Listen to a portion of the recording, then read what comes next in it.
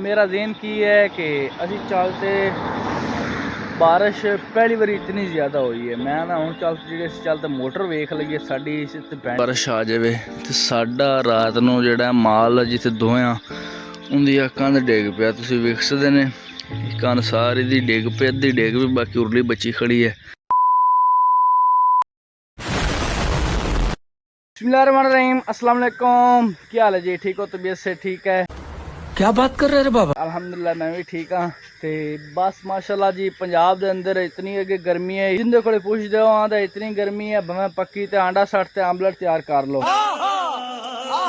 हुण जी इतना मौसम ठंडा है, जिंदे कोले पुछो इतना मौसम ठंडा है कि गाबी बिस्तरे विच पै ते उन्नू पाला लगी जांदा है। वाह क्या एक्टिंग कर रहा है। तीवें जी माशाल्लाह अल्लाह पाक ने इतनी रात नूं इतनी इतनी इतनी इतनी इतनी शदीद बारिश दी है कि गोडे गोडे जितना पानी हो गया। मोटर दे हालातां चेक कर लो, इतना मोटर विच पानी हो गया, नुकसान भी सैसर हो गया साडा तां। लेकिन होर भी तुम जाते प्लेटां शिटलेटां सारा चल विखाना हाँ। ते चैनल ते चैनल नूं कर लो सब्सक्राइब, वीडियो नूं करो लाइक। चलो बढ़ने आज दे व्लॉग दी तरफ। क्या बात है जी, एक्टिंग की बादशाह। अल्लाह जी रात नूं अल्लाह ने आदा करम कीता है, फजल फरमाया है ते इतनी ज्यादा बारिश हो गई है ना। हुण भी माशाल्लाह बदल शदल फुल बने खड़े ने ते हो सकदा किस टाइम ही बारिश आ जाए। साडा रात नूं जिहड़ा माल जिथे दोया उनदी कंध डिग पिया। तुसीं वेख सकदे ने कंध सारी दी डिग पई, अद्धी डिग पई, बाकी उरली बची खड़ी है। ते 13 दी कंध है ते वाले साहब और एक नहीं तो मरदान गए हुए हैं, उन्होंने राबता शाबता किया नाल चाचू होर है ना, उन्होंने खसी इंशाल्लाह पहुंचे ने एक दो दिन तक उन्होंने राबता करने हैं। ते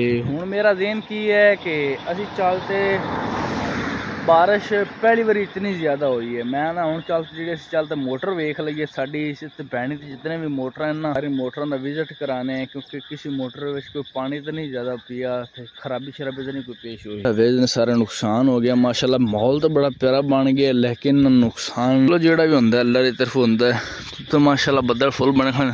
हुण चलें जल्दी में चलते मोटर शोटर में। असी जी दूसरे नंबर ते तुहानूं पहले विखाया साडी कंध डिग पई। हुण दूसरे नंबर ते असीं आए आदि मोटर ते जिहड़ी मतलब असीं मोटर लाई है पानी शानी लांदे हुन्ने, उंदे हालात तुसीं जी चेक कर सकदे ने, तुहाडी अखां दे सामने हैं। मोटर दे उत्तों पानी लग गया ते आ साडी छापर ना मोटर शोटर वलेटी पई है। अगर अल्लाह साडी चला देवे हिफाजत फरमावे, पानी सारा चार शुरू पानी शानी खड़ा है। हुण मैं भाई नूं आना तू बर्तन लै ते पानी शानी चलो कढ देइए ते बाकी एक दो बारी सुक शुक करते ते बाद ते हो सकदा मिस्त्री शिस्त्री लिया ते विखा ते मुड़ माल चला दे। जा को बर्तन लिया भाई से, जा जल्दी जाओ, बर्तन शर्तन जल्दी लियाओ। चल बाकी दे पानी एक निकल गया ना ते अलग से धुप शुप निकली तो मोटर में धुप शुप नाल लग गया सी। मुड़ बाद से पन्ना शाना ला ते घंटा 2-3 घंटे सुखा दे, मुड़ मिस्त्री ने विखा दे, मुड़ चला। अगर रवैन डोनी या दुआ करो यार अल्लाह पाक मामला तो बचावे। नुकसान तो मुड़ो जेड़ा कुछ होना अल्लाह की तरफ होना है। तकरीबन 2 लाख 1.5 लाख की मोटर है तो 1.5 लाख का नुकसान हो गया। अल्लाह पाक हिफाजत फरमासी बस माशाल्लाह। बाकी तिली शिली खूबसूरत हुई खड़ी, बड़ा सोहना फुल शुल चाई खड़ी, पानी भी तिली नहीं भी लग गया। तो बाकी बारिश का मुड़ मौसम बना खड़ा, अल्लाह पाक सारे का मामला फरमा। एक बार तो जिम्मे ला दिता, मैं आखा तू कर सारा पानी शानी कढ़ ते मैं वल्ले नाल 1-2 मोटर होर वेख लवां उन्होंने की सूरत हाल। हुण सामने मेरे बोर खड़ा है, इत्थे चलते जाते वेखना इनदे विच कितना पानी की सीन शीन है। बाकी प्लेटां तो स्टैंड है, अल्लाह हिफाजत फरमासी। जिहड़ी मेरे हिसाब नाल ज़्यादा मोटर है ना अल्लाह इन्हां दी हिफाजत फरमावे, मोटरां दी हिफाजत फरमावे। बाकी स्टैंड ते मुड़ो तो सामने थोड़े सामने घरां दे कोल ही खड़े ना वेख सकदे ने। आ उत्तां खड़े आ सारे स्टैंड ही खड़े ने दे पे आ मोटर चल अगे चल वेखने। या अल्लाह खैर, या अल्लाह खैर, या अल्लाह खैर।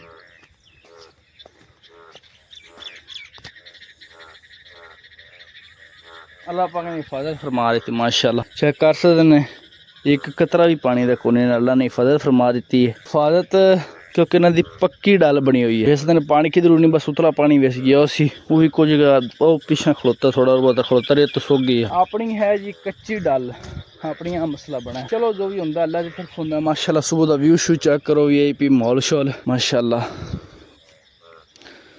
बाकी बारिश का फुल व्यू बना खड़ा, अल्लाह पाकिस्तान का मामला फरमावे। जल्दी ना चल रहे घरे चलने ते नाश्ता करना भाई, रास्ते में इतला करना क्या मसला बन गया, मोटर पानी उत्तों तार गया। चलो फिर लगे मॉल शॉल तो वेंदे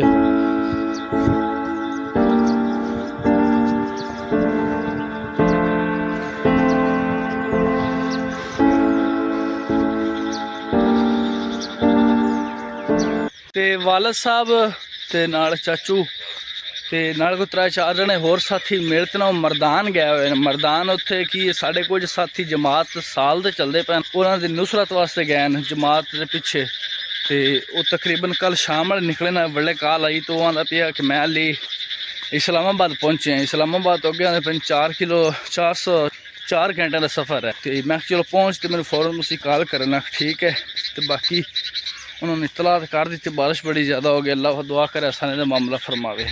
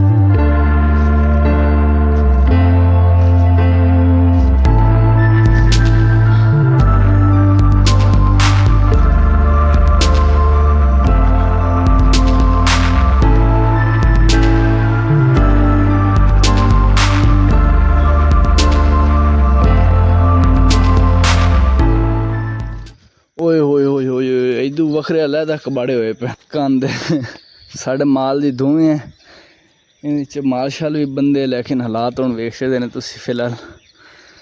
इक होर है, अगर बारिश आ जाए ना सारी मिट्टी शिट्टी जाम हो जाती है। हुण मिट्टी खड़वंजे ते अगे पई होंदी किहो लगदा, हुण मिट्टी च खड़वंजे चेक कर लो तोड़ तक। बाकी माशाअल्लाह सुबह दा ब्यूटीफुल व्यू। गर्मी की पहली बारिश इतनी ज़्यादा आई जिन्हें इतने ज़्यादा बड़े नुकसान किए हैं। उम्मीद करना है तुहानू साडी वीडियो अच्छी लगी होवे। अगे नाल मैं अपडेट तुहानू दिंदा रहा मोटर की की सूरत हाल है। बाकी एक कंध तैयार करानी शुरू की तो वो भी अपडेट मिल जासी। तो ज़्यादातर दुआ करो यार अल्लाह पाक आसानी का मामला फरमावे, मोटर साड़ी बच ही जाए, हो जाए तो मोटर साड़ी बच जाए। तो बाकी उम्मीद करना तुहानू व्लॉग अच्छा लगा, अच्छा लगे तो वीडियो लाइक, चैनल नू सब्सक्राइब। मिलते हैं नेक्स्ट वीडियो में, तब तक के लिए अल्लाह हाफिज़।